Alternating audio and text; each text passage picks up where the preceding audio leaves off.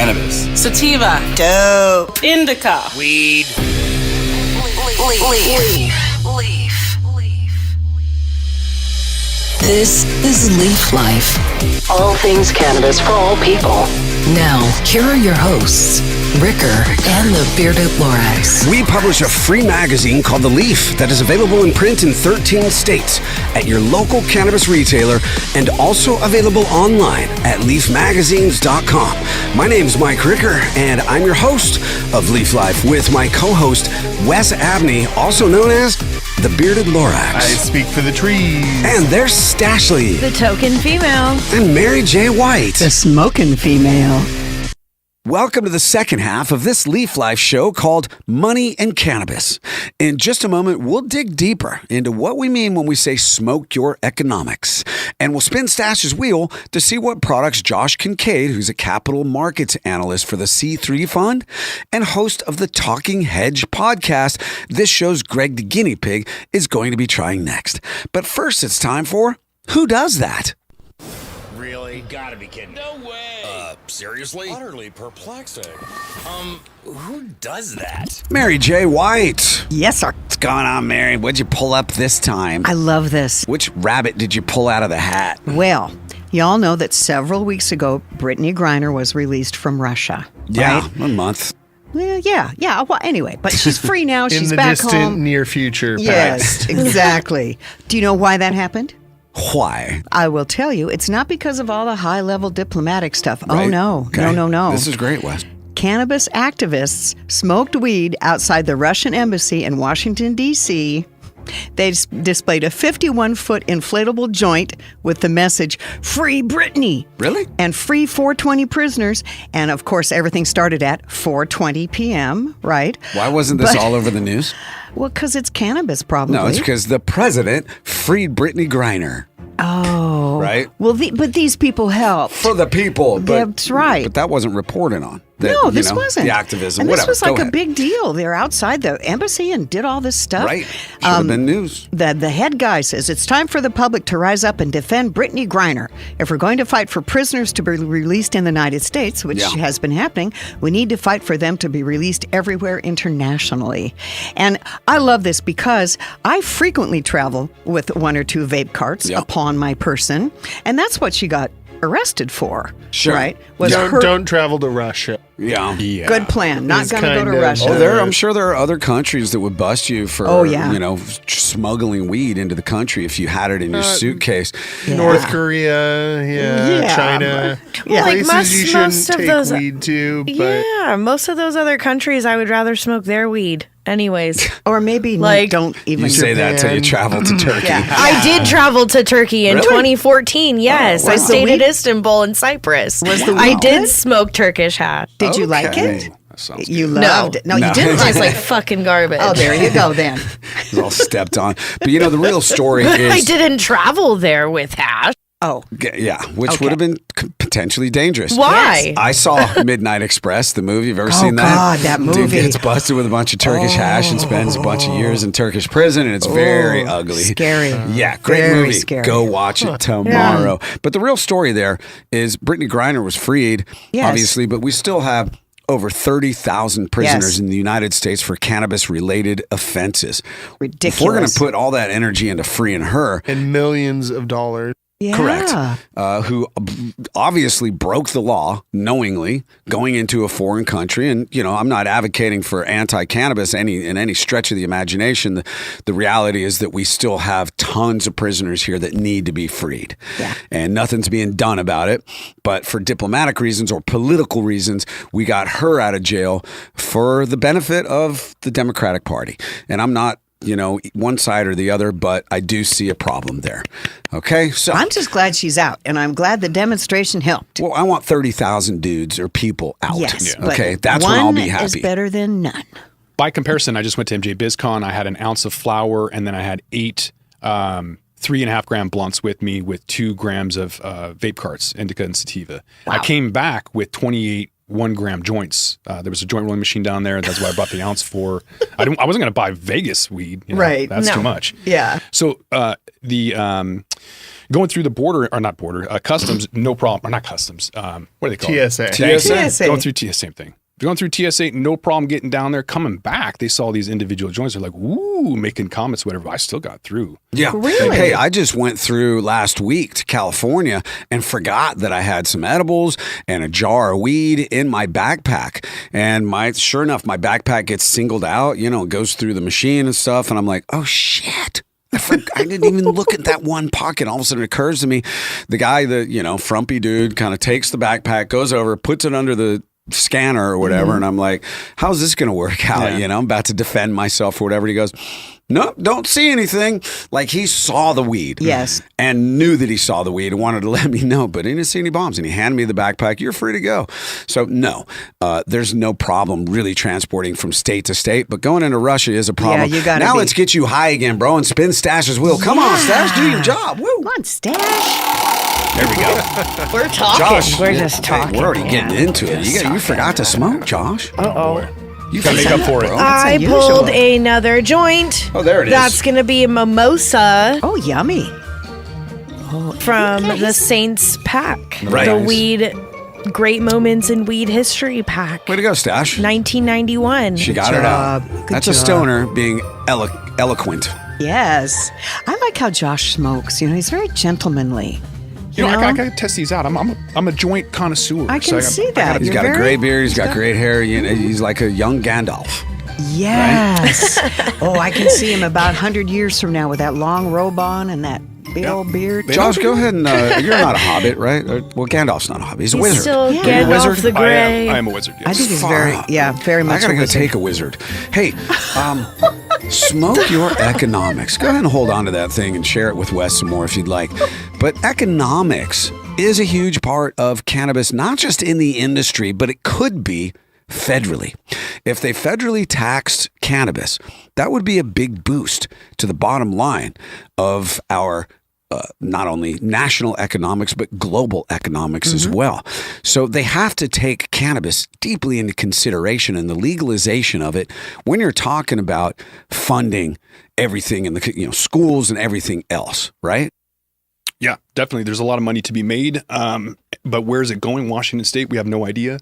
Colorado's a little bit more. There's no way to track where all the tax money's going. There's millions, billions of tax. Is there? Billions. Okay. Oh, yeah. Yeah. And just in Washington State alone. Yes. Other recreational states have more billions. And where's that money going? Well, I thought it was all supposed to go to, roads and schools and good things and Right. Yeah. Washington, I don't really know what they're doing with it. Colorado is probably one of the most transparent states right now. You can see exactly which potholes they're filling in the streets and where, what school lunch money is going to, all of that stuff. Washington, I have no idea.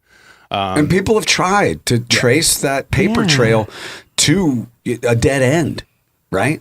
Right. It's all to up no in avail. smoke. Well, since we switched over to the Leaf, Leaf data systems or whatever, it's a state-ran system. So the state runs and controls and wrote the code, hired people to write the code for them. So it's all state-ran. They don't have to share that information with us if they don't want to. Because it goes into the general fund. the general fund. Which like a black goes hole back of to the money. police officers and LCB agents who are taxing us and throwing us in jail. It's going to be a lot lower, though. I don't think we need to spend a lot of time on this, but just to cover it really quickly, because I think this is another canary in the coal mine with Canadian producers owing $72 million in taxes. Oh. So they're going to have a lot less money to spend on potholes and, school lunch programs and stuff. Wow. So that's 172 out of 259 Canadian companies that are not paying their taxes. That's 66%. They're not profitable. The only reason you don't pay your taxes is if you don't have the money to, as a business. Mm-hmm. And we're seeing the same thing in some different markets. Like Alaska is a market where you pay the tax later. Oh. And it doesn't really work in the weed industry because now Alaska has a list of licenses, and it's all public up there too, domain, which is so you can look up and you can see who's behind on their tax bill and even to what amount. Oh, that's embarrassing. All in the public air And it's not just Canada. So it's happened in the U.S. too, even though like I bring up Canada first because they are legal, they're federal, and they can actually go through bankruptcy process, which I think will be interesting to see how that rolls out. When you compare that to the U.S., the top U.S. MSOs, they owe $500 million to the IRS. Multiple state operators, Right. MSO. Right. So $500 million that they owe. So Verano, one of the most, they have got 92 million cash on hand, but they owe 161 million. So they literally owe 78% more than they have. Ouch. Yeah, and they're not. This is not abnormal.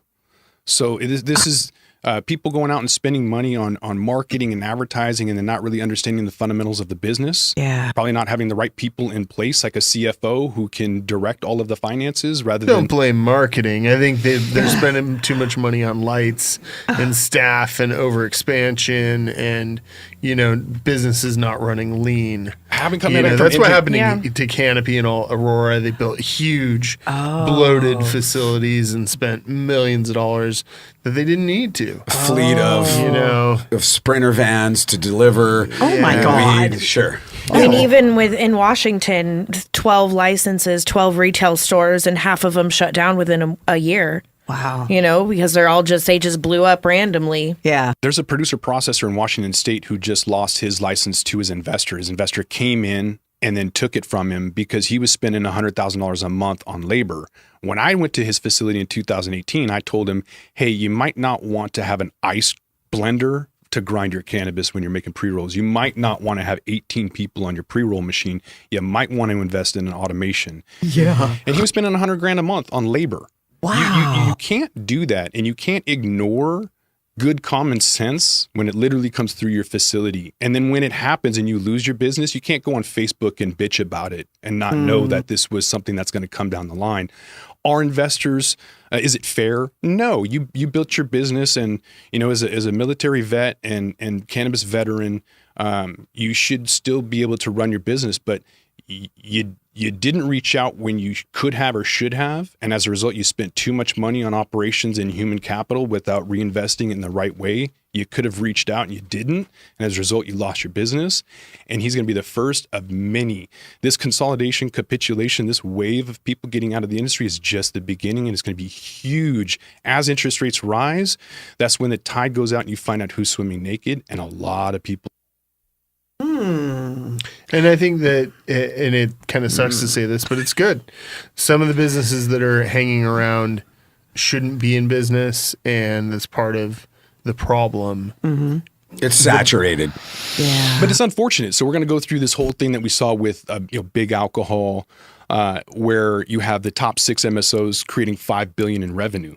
But that's only 20%. So when you compare that to 9,900 smaller companies that are bringing in only 1.6 million compared to 5 billion, but they have 60% of the industry sales. So they have a lot of the volume, but they don't have the profit margins in order to create that 5 billion in revenue. So they have to have a ton of individual sales, and that it's impossible to do that right now. So out of the ashes will rise the phoenix, and we'll get some good quality connoisseur cannabis, but I think a lot of these people are going to have to just vacate. There's too much price compression right now in the market, and that's a direct result of that cost of capital. It's too expensive for these small people in order to be able to afford that. They don't have the scale, they don't have the automation, they don't have the ability to compete. Wow. And like Wes likes to say, you got to sell a hell of a lot of eighths. Yeah. So prices down 50% as of December of last year. 50% in 1 year. Who can handle that kind of price compression unless you're ready? No when company. Your food has gone up by 100%. Yeah. In some cases, especially fun, delicious commodities. And water Yes. and electricity and everything that it takes to run a business with super high taxes as well. So what's the answer? The answer is consolidation. I think if you want to have a co-op model and you want to try to survive this, that's how they're going to be able to do it, is to band together, and that goes across borders too, because eventually we're going to be able to cross the state lines, and that's going to be huge, is to reduce those redundancies. In the meantime, it's best to find somebody in another area, state, whatever, and really try to partner up with people and to create kind of multiple brands, multiple companies. They can come into your state, you can go into theirs, and you have a profit sharing or revenue sharing plan. And that's really, I think, the only way a lot of these people survive. That's excluding Oregon and Oklahoma and places that have 3,500 and 7,500 licenses respectively. Too many. There's no saving most of those people. And for the consumer, cannabis is inexpensive right now. It's cheaper. It's gotten cheaper as everything's gotten. Is it going to get more expensive eventually? No, I think it's going to come down. If you look at the price of tobacco being $18 a pound, it's going to mimic other agricultural products. It has to come down, but quality has to go up. On the store shelves here, there's $130 ounces that smoke the same as $30 ounces. So let's let a lot of these companies go to the wayside. They need to fail because they're not producing quality products. In Vegas, what I notice is limited license states have to produce quality, and they base a lot of these on terpenes and other, more sophisticated measurements than just THC at the lowest price point. So you need to understand that there's more sophisticated connoisseurs out there, as well as price-conscious individuals like my brother-in-law who quit smoking. This is a lifetime smoker, but like Wes said, when gas and food and everything else goes up, what are you going to cut out? You don't want to, and people call it like this sin stock, that's a vice stock, that's recessionary proof, but not in the face of historic inflation. Yeah. Or you go cheap. One of my old tennis bosses used to say, you can't drink champagne on a beer budget. And it's true. Okay. It's like, well, when you're broke, you buy beer. Yeah, exactly. When times are good, you get champagne. Uh-huh. Yeah. And I can go through 50 plus ounces a year, one a week. And so if I'm not going to spend $200 an ounce on quality, so I myself have gone through that too. I look at things of value. So it's $200 isn't a lot, but it adds up. And so being You're frugal, smoking 50 ounces. No shit. being frugal, I want to find something that's of good value. So I'm going out and I'm looking for pesticide-free outdoor, around 17 to 20%. And I've really kind of reduced what I'm going after too, in order to kind of keep my habit going. I've got to reduce what I'm willing to spend because prices are high. Everything is. It's Well, great. it sounds like you're not just smoking your economics, brother. That's true. All right, now, Josh, it's time for you to play Know Your Slang. Yo, peeps, it's about to get lit. Fellow teenager. It's time to ask if you know your slang. Oh, this is gonna be crunk. All right, Josh. You're the right guy for this one. I don't know. yeah. I don't know. Oh, He yeah, knows his Daddy. money, Mary. Money slang. Ooh. Yeah. Okay, number one. Here we go, bro. Do you know your slang? This is a term used for money, but you wouldn't want to make a sandwich with it, as the term implies. Oh, I know. Oh, Mary. Ooh. You want to make a sandwich out of it? Yeah, bro.